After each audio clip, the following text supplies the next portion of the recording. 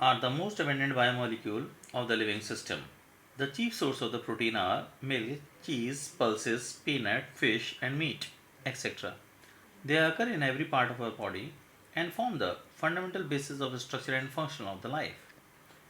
As we know that the word protein is derived from the Greek word proteose, which means the prime importance. All protein are the polymer of alpha amino acids. We know that each living cell is made up of thousands of the different proteins.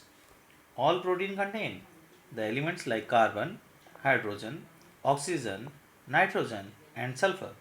Some of these also contain phosphorus, iodine, and traces of the metal like that of iron, copper, zinc, and manganese. All the protein are the polymer of alpha amino acid and on partial hydrolysis gives the peptide of varying molecular masses which upon complete hydrolysis gives the alpha amino acid. The protein on hydrolysis form peptides which on hydrolysis form alpha amino acids. These organic compounds contain amino as well as the carboxylic acid group. On the basis of the position of the amino group in the chain, these are termed as alpha, beta, and gamma amino acids. Amino acids are the building block of the protein. Amino acids are the building block of the molecular structure and the important and very complex class of the compound known as protein. Because the protein on hydrolysis yield the mixture of the components of the amino acid. Amino acids are the bifunctional compound containing both amino and the carboxylic acid group. They are represented given in the formula and they are also able to form the deuterion because in the neutral amino acid molecule the carboxylic group lose a proton and the amino group on the same molecule pick up the hydrogen ion. The resulting ion is a dipolar charge but overall electrical neutrality is maintained. This is called the deuterion. In deuter means two ions. Therefore, amino acids are amphoteric in nature. Now, what is isoelectric point? Isoelectric point of alpha amino acid. The pH at which the amino acid show no tendency to migrate when it is placed in the electric field is known as the isoelectric point. Because of the amphoteric nature, in acidic solution, it exists as the positive ion, hence it migrates toward the cathode, while in the basic solution, it exists as negative ion and migrates toward anode. At some intermediate, the pH amino acid exists as a neutral dipolar ion, that is, the concentration of the cation and anion are equal and it does not migrate toward either electrode. The pH is called isoelectric point of the amino acid, which is different for the different amino acids. We know that generally we are having three amino acids. For neutral amino acid, the pH value of the isoelectric point vary from 5.1 to 6.5. For acidic amino acid, where we are having two carboxyl group and one amino group, the isoelectric point of the pH value is around 3. Aspartic acid is an example. And basic amino acid, where we are having two amino group and one carboxyl group. And the isoelectric point varies from 7.6 to 10.8. Example is lysine. Now we are having different amino acids and their names are like that of alanine, aspartic acid, cysteine, glutamic acid, glutamine, glycine, hydroxycyanine, hydroxyproline, and leucine, lysine, proline, etc. And they are represented by the abbreviation like that of the formula ALA, ASP, CASY, GLU, glutamine is represented by GIN, glycine is represented by GLY, and so on. Peptide bond and proteins. We know that the amino acids are joined with each other with the help of the bond which is known as the peptide bond. As amino acids are bifunctional molecule with one amino group at one end and the carboxyl group at the other end. Therefore, the COOH of one molecule and NH2 of another molecule interact by the elimination of water molecule to form the amide-like linkage as it is represented in the reaction.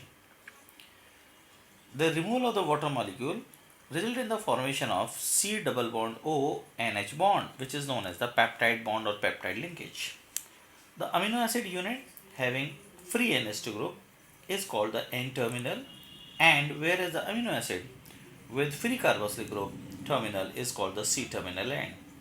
The structure is written with N-terminal end to the left and C-terminal end to the right. The peptide linkage.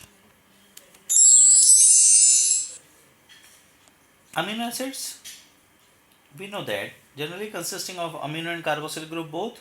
Therefore, the carboxyl group of one molecule and amino group of the another molecule interact with the elimination of water molecule to form the amide linkage. Protein are the most abundant biomolecules of our living body. As we know that the biopolymers which are required for the body formation of the muscles, repairing of the tissues. Therefore, on the basis of the hydrolysis, the proteins or on the molecular structure, the proteins are classified into the different forms. First, that is the classification of protein. On the basis of the molecular structure, we are having fibrous protein and globus protein. The fibrous protein and the globus protein.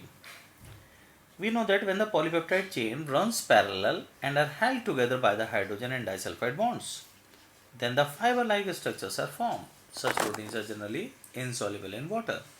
Example, keratin present in hair, wool, silk, myosin present in muscles. These proteins are stable to form the moderate change in temperature and the pH. The second one is the globus protein. The polypeptide chain in these proteins is folded around itself to form the spheroidal shape. The folding takes place in such a manner that the lyophilic part are pushed inward and hydrophilic part are pushed outward. As a result, the water molecule interacts strongly with the polar molecule, and hence the globular protein are soluble in water. The few differences between the globulus and fibrous proteins are: globulus proteins are the cross-linked condensation polymer, while the fibrous protein are the linear condensation product. Globulus protein are soluble in water, fibrous protein are insoluble in water. Globulus protein, they are folded to give rise a three-dimensional spheroidal shape, while the fibrous protein are the long linear protein chains held together by the intermolecular hydrogen bond. On the basis of chemical composition, we are having simple proteins and conjugated proteins and derived proteins. Simple proteins. These proteins on hydrolysis gives only alpha amino acid, while conjugated proteins, these are the protein in which the protein part is combined with the non-protein part. These proteins on hydrolysis give the non-protein in addition to the alpha amino acid. This non-protein portion is called the prosthetic group. The third one is known as the derived protein. These are the degradation product obtained by partial hydrolysis of simple or conjugated protein with acid, alkali or the enzyme. For example, are the peptones or polypeptides and proteose. Protein on hydrolysis gives proteose, which on hydrolysis gives peptones, and then they will form the polypeptides.